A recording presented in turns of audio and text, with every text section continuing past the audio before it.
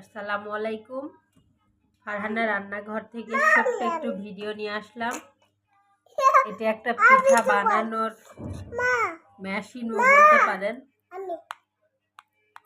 আজকে আমি পিঠা বানাবো, মানে মোমো বানাচ্ছি, তাই পিঠা শেপে বানাবো।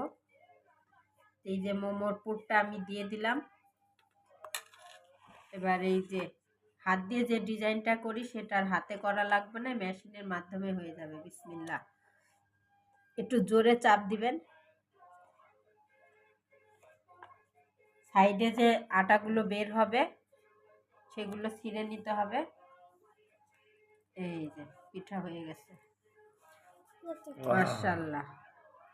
দেখেন কত সুন্দর হয়েছে, অসম্ভব সুন্দর হয়েছে। এই ডিজাইনটা আমার আম্মু হাত দিয়ে করে, আমি নিজেও এই হাত দিয়ে করি, তবে হাতের থেকে মেশিনেই খুব সুন্দর হয়েছে, একদম নিখুঁত।